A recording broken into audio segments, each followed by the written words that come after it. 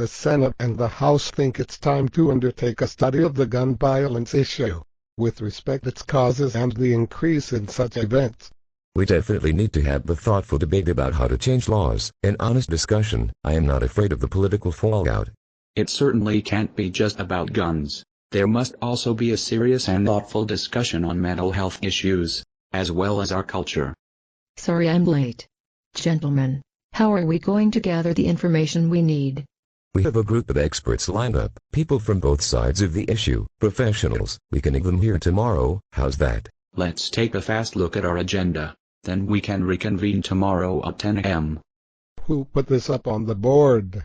Don't we know how to spell? Okay, I'll fix it and let's meet tomorrow. Looks like we are all here. Who do you want to call first? Let's call Manchin. He made somewhat of an about face.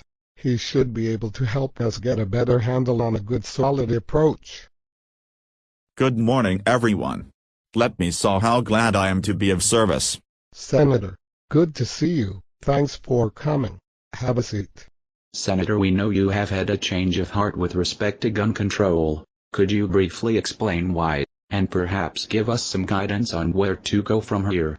This awful massacre of our youngest children has changed us.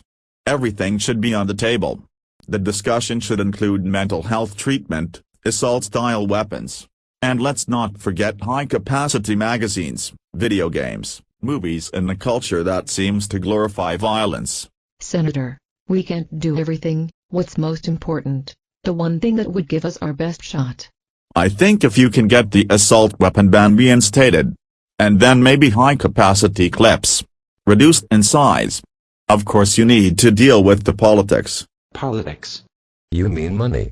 The NRA. And all the gun owners in this country. Boy, oh boy, what a mess. That is why you need to pick something that you can win. There is movement for the ban. Thank you, Senator, for your time and insights. Thank you. Thanks. Goodbye. Hello, who are you? I'm Wilbur. I'm a gun enthusiast, collector, hunter. I'm very knowledgeable. I'm here to speak on behalf of us who hold the Second Amendment to sacred. Wilbur, are those your sentiments written on your shirt? Yes, sir, and I believe every word of it. We in the gun community are not the killers. It's the sickos, disturbed people who these terrible deeds. Wilbur, as an avid and knowledgeable gun person, is it really necessary to be able to purchase and use an assault weapon? Yes, Wilbur. Why do you need assault weapons? We are trying to understand the need for these weapons to be on the market. You ought to know the Second Amendment gave us the right to bear arms, to be a well-regulated militia. Those guns are needed to protect many citizens. This is not 1776. We have Army, Navy, and Air Force reserves, plus a standing military to protect us. Isn't that enough? No, it's not enough. Those will not protect us from the sickos. There are lots of disturbed people out there, and wild animals where I live. Wilbur, where do you reside?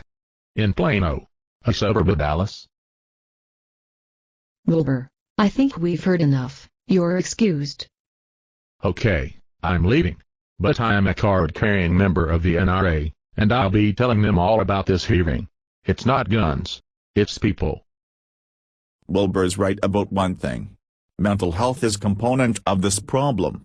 But with privacy laws, doctor-patient confidentiality issues, I don't see an easy solution to that. Let's bring in the psychiatrist. Maybe he can give us some direction. I am Dr. Martin, the psychiatrist. May I sit? Doctor, we need to get an idea of what it will take to manage the mental health issues associated with gun violence. Do you think you can help? I can help as much as anyone can help. How do we target people with mental illness who use firearms? To reduce the risk of multi-victim violence, would you advise us to focus on early detection and treatment of mental illness? Armchair diagnosticians assert that keeping guns from getting into the hands of people with mental illness would help solve the problem of gun homicides. So would keeping guns from the so-called sane help with reducing gun homicides?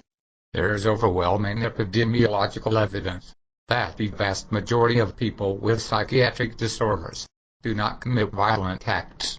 Only about 4% of violence in the United States can be attributed to mental illness. So are you saying we should abandon mental health issues with respect to gun violence? No, it needs to be addressed. But the issue is too large to be focused on first. You need to pick an issue that can be solved quickly. Hi everybody. I have just been put in charge. So, wrap it up here. And show up at my office tomorrow. 9 a.m. sharp. Thanks. I guess that's it for now. Thank you. Maybe we'll see you again.